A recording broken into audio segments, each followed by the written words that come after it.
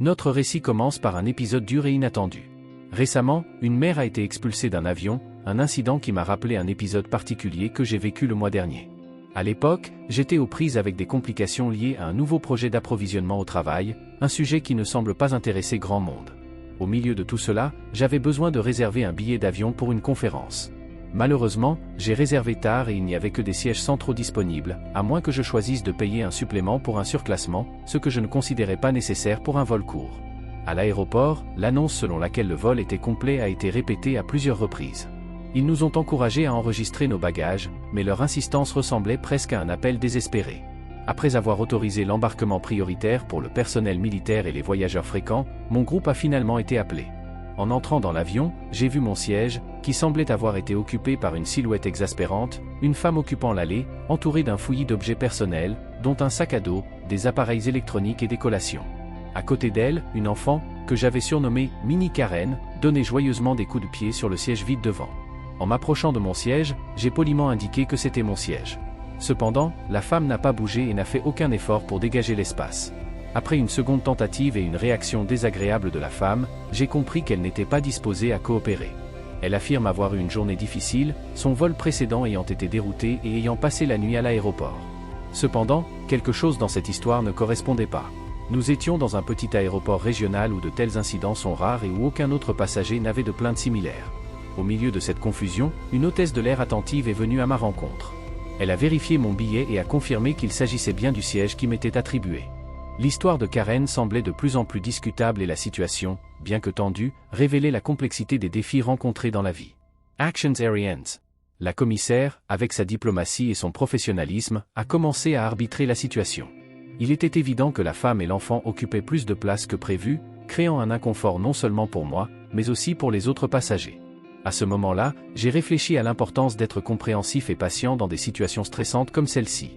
Mais j'ai aussi pris conscience de la nécessité de me défendre et d'exiger ce qui est juste, comme le droit à mon siège réservé. Après tout, chaque passager mérite respect et confort pendant son voyage, quelles que soient les circonstances. La situation a été résolue lorsque la femme a retiré à contre-ségur ses affaires de mon siège, me permettant enfin de m'asseoir. L'enfant d'accent grave côté, qui donne toujours joyeusement des coups de pied sur le siège devant, nous rappelle que parfois les défis du voyage vont au-delà du contrôle de l'espace physique et entrent dans le territoire de la patience et de la tolérance. L'hôtesse de l'air a patiemment expliqué que le vol était complet et que les passagers sur la liste d'attente attendaient n'importe quelle place disponible, y compris la mienne. Karen fond alors en larmes, se plaignant d'être séparée de son fils par un « étranger ». L'hôtesse de l'air a précisé que Karen elle-même avait choisi les sièges côté couloir et côté hublot, créant ainsi cette séparation de son propre gré. Au milieu de cette tourmente, Karen a lancé une autre rhétorique incendiaire. Elle a mentionné qu'elle avait suivi les conseils trouvés sur un site web de voyage pour les voyageurs fréquents, qui suggérait de réserver des sièges côté fenêtre et côté couloir dans l'espoir que le siège du milieu resterait vacant, offrant ainsi plus d'espace. Même si cette stratégie pouvait être efficace sur des vols peu fréquentés, elle a clairement échoué dans cette situation. Karen a insisté sur le fait qu'elle avait lu un tel conseil sur le site web de la compagnie aérienne et a exprimé sa frustration d'être désormais punie par la séparation d'avec son fils. La situation s'est aggravée lorsque les passagers du siège avant sont arrivés et la Mini Karen a continué à donner des coups de pied sur le siège devant comme si elle était sur un terrain de football. L'inconfort était tel que le passager assis près de la fenêtre a choisi de ne pas s'asseoir, demandant à l'enfant de s'arrêter. Cette demande a déclenché un cri démesuré de la part de Karen, qui avait demandé à sa fille de réagir de manière excessive si elle était approchée par des inconnus. Karen a rapidement déplacé son attention de l'agent de bord vers l'homme au premier rang, l'accusant d'être un danger pour son fils. À ce stade, l'hôtesse de l'air, gardant son sang-froid et son professionnalisme, a proposé une solution. Elle a informé Karen que même si elle ne l'avait pas fait, il pourrait expulser du vol l'homme injustement accusé parce qu'il n'avait rien fait de mal, il pourrait déplacer Karen et son fils si elle se sentait mal à l'aise avec la situation. L'agent de bord a rapidement suggéré à Karen de rassembler ses affaires et de l'accompagner au comptoir, où il pourrait vérifier la possibilité d'un surclassement vers des sièges plus spacieux. La capacité de l'agent de bord à gérer la situation avec équilibre et assurance était remarquable. Tandis que Karen luttait contre ses propres émotions et réactions excessives, l'hôtesse de l'air restait calme, proposant des solutions pratiques sans céder à des demandes déraisonnables. L'offre d'une éventuelle mise à niveau était une stratégie intelligente pour désamorcer le conflit, démontrant à la fois l'empathie et la fermeté dans la gestion de l'incident. La confusion à bord était un microcosme des complexités et des défis rencontrés dans le transport aérien, où un chaudron d'émotions, d'attentes et de comportements entre en collision. Dans ce scénario, l'hôtesse de l'air représentait non seulement l'autorité de la compagnie aérienne, mais aussi une figure de patience et de sagesse, équilibrant les besoins de tous les passagers et maintenant l'ordre. L'expérience a réitéré l'importance d'une communication claire, de l'empathie et de la capacité à résoudre efficacement les conflits. Après tout, dans un environnement aussi restreint et sous pression que celui d'un avion, la capacité à rester calme et à trouver des solutions créatives est essentielle. Pour Karen, c'était une leçon sur l'impact de ses actions et de ses décisions non seulement sur elle-même, mais aussi sur les autres autour d'elle. Pour moi et les autres passagers, cela nous a rappelé que malgré les défis, la coopération et la compréhension mutuelle peuvent conduire à un voyage plus fluide et plus agréable pour tous.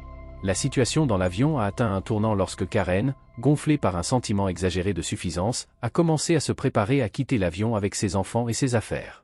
Elle bougeait de manière exagérée, se frayant un chemin parmi les passagers qui cherchaient toujours leur siège. En entendant la possibilité d'une mise à niveau, Karen s'est précipitée, croyant qu'elle obtiendrait un résultat plus favorable. En interne, j'étais mécontent de la possibilité qu'elle soit récompensée pour son comportement inapproprié, craignant que sa représentation théâtrale n'entraîne une mise à niveau. D'un autre côté, le personnel de la compagnie aérienne a géré la situation avec beaucoup d'habileté. Un collègue agent de bord est venu m'informer que je n'avais plus à m'inquiéter pour Karen et son fils puisqu'ils ne retourneraient pas dans l'avion. À ma grande surprise et soulagement, il n'y a eu aucune mise à niveau pour eux. Au lieu de cela, la solution la plus rapide et la plus efficace consistait à les retirer du vol. Les sièges vacants ont été rapidement occupés par des passagers en attente, alors que Karen était probablement dans le terminal, attendant un autre vol. Une victoire subtile mais efficace pour l'hôtesse de l'air, qui a su gérer la situation avec intelligence et discrétion. Dans un tout autre contexte, en février, j'ai vécu ma première expérience au Comic-Con. Mon apparence était celle d'un adolescent geek, un peu perdu et sans trop savoir quoi apporter. Il portait une combinaison espion, avec un sac à dos violet et une petite Pokéball suspendue à son épaule, contenant une peluche. Mon look se démarquait, surtout par rapport à celui des cosplayers plus expérimentés. Je suis arrivé tôt, les portes étaient encore fermées et mes amis n'étaient pas encore arrivés. De l'autre côté de la rue, j'ai remarqué qu'une voiture blanche s'arrêtait et qu'une mère et son fils descendaient, se dirigeant vers la file d'attente. Cette mère a commencé à se moquer et à rire des gens qui faisaient la queue, les interrompant et les ridiculisant avec des commentaires offensants et infondés. Il y avait une variété de participants en ligne, y compris des parents avec de jeunes enfants, des adolescents et des adultes, tous habillés pour l'occasion. Elle les a taquinés, suggérant qu'ils devraient avoir honte d'eux-mêmes pour leur choix vestimentaire. Alors que la plupart des gens essayaient de l'ignorer, la situation était étrangement bizarre. Quand elle m'a vu, elle m'a reproché de porter ce qu'elle appelait un « pyjama » comme costume, me traitant de paresseux parce que je n'avais pas de « vrai » cosplay. C'est à ce moment-là que j'ai trouvé un groupe de personnes qui deviendraient mes sauveurs dans cette situation. Ils étaient habillés de manière impressionnante, ce qui indiquait qu'ils étaient des cosplayers expérimentés et, à ma grande surprise, qu'ils étaient sur le point de se marier. Cette rencontre inattendue est devenue un tournant dans mon expérience Comic-Con, changeant complètement le ton de la journée. Grâce à cette interaction, j'ai appris l'importance de trouver des alliés dans des situations inhabituelles et la joie de partager des passions communes, même dans des circonstances difficiles.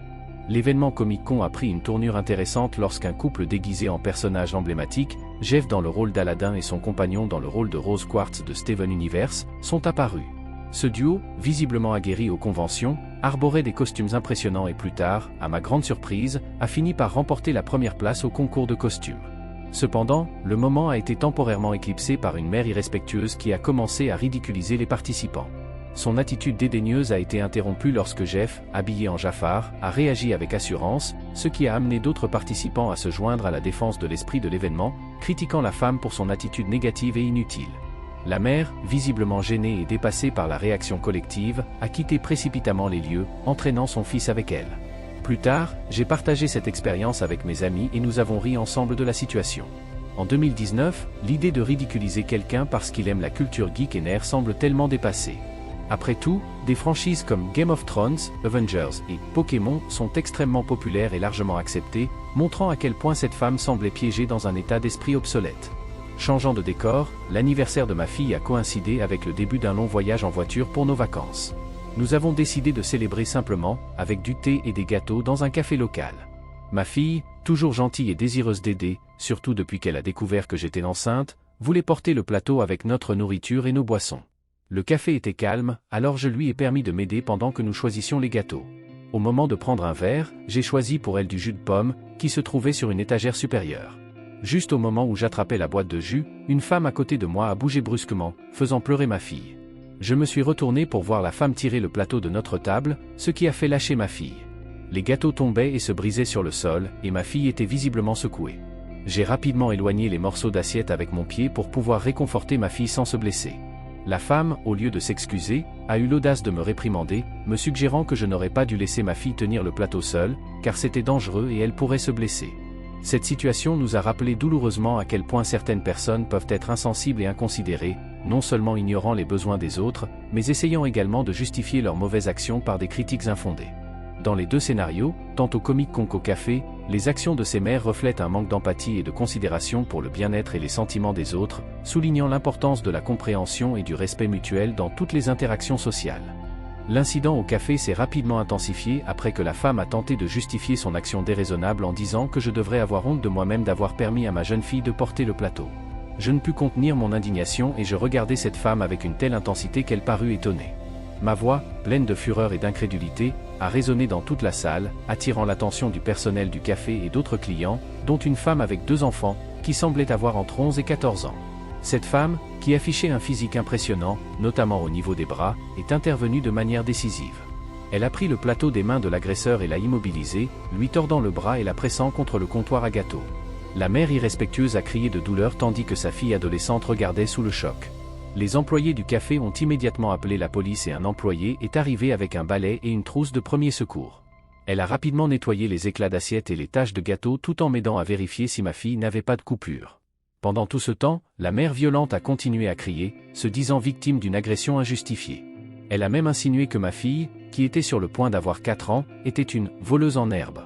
La police, dont le commissariat se trouvait de l'autre côté de la rue principale, est rapidement arrivée. Lorsque les policiers sont entrés, la femme a commencé à appeler à l'aide, affirmant qu'elle était attaquée sans raison.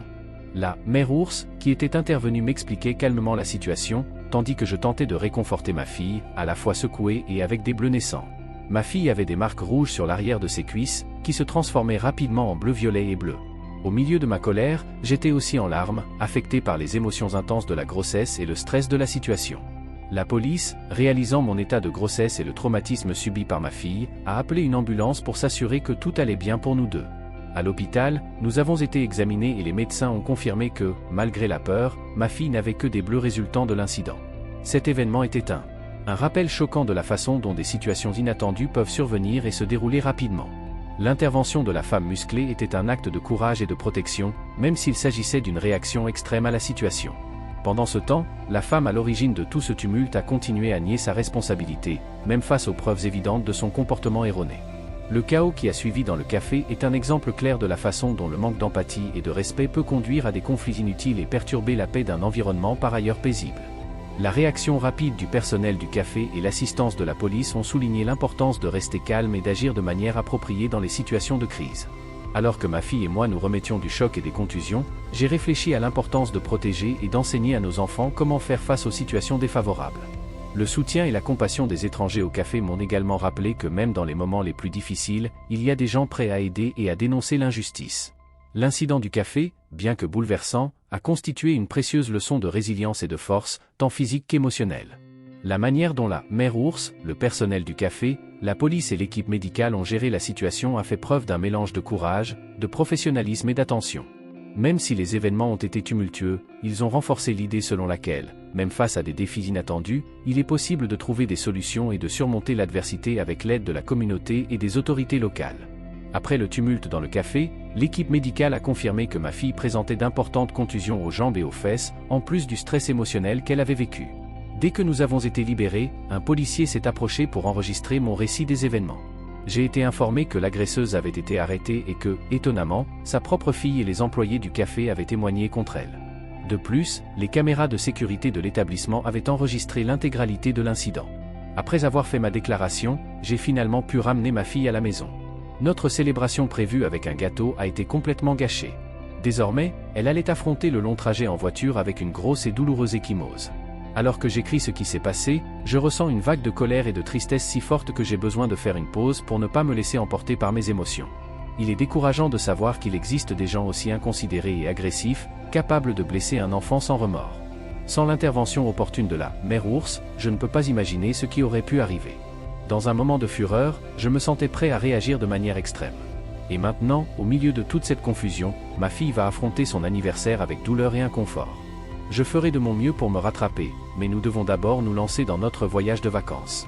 La police m'a assuré qu'avec les preuves et les déclarations des témoins, il est presque certain que la femme sera poursuivie pour maltraitance sur enfant. Même si le processus judiciaire peut prendre du temps, je ne suis jamais allé dans une salle d'audience auparavant et je ne sais pas exactement à quoi m'attendre. Je serai absent pendant 10 jours, donc je ne sais pas comment les choses évolueront pendant mon absence. La police a promis de me tenir informé et m'a fourni les coordonnées d'avocats si j'en avais besoin. Ma fille dort actuellement, mais le choc de l'incident me pèse toujours. L'idée de revoir cette femme me remplit d'une rage immense. J'ai hâte de partager des mises à jour sur l'affaire lorsque la femme sera jugée pour ses actes déplorables. Pour ceux qui suivent cette histoire et souhaitent connaître le résultat, je recommande de vous abonner et d'activer les notifications afin de ne pas manquer les futures mises à jour sur ce cas inquiétant de maltraitance d'enfants. Si vous avez trouvé cette histoire percutante, veuillez aimer et vous abonner car elle aide vraiment à diffuser des histoires comme celle-ci. Sans l'intervention opportune de la mère ours, je ne peux pas imaginer ce qui aurait pu arriver. Dans un moment de fureur, je me sentais prêt à réagir de manière extrême. Et maintenant, au milieu de toute cette confusion, ma fille va affronter son anniversaire avec douleur et inconfort. Je ferai de mon mieux pour me rattraper, mais nous devons d'abord nous lancer dans notre voyage de vacances. La police m'a assuré qu'avec les preuves et les déclarations des témoins, il est presque certain que la femme sera poursuivie pour maltraitance sur enfant. Même si le processus judiciaire peut prendre du temps, je ne suis jamais allé dans une salle d'audience auparavant et je ne sais pas exactement à quoi m'attendre. Je serai absent pendant 10 jours, donc je ne sais pas comment les choses évolueront pendant mon absence. La police a promis de me tenir informé et m'a fourni les coordonnées d'avocats si j'en avais besoin. Ma fille dort actuellement, mais le choc de l'incident me pèse toujours. L'idée de revoir cette femme me remplit d'une rage immense. J'ai hâte de partager des mises à jour sur l'affaire lorsque la femme sera jugée pour ses actes déplorables. Pour ceux qui suivent cette histoire et souhaitent connaître le résultat, je recommande de vous abonner et d'activer les notifications afin de ne pas manquer les futures mises à jour sur ce cas inquiétant de maltraitance d'enfants. Si vous avez trouvé cette histoire percutante, veuillez aimer et vous abonner car elle aide vraiment à diffuser des histoires comme celle-ci.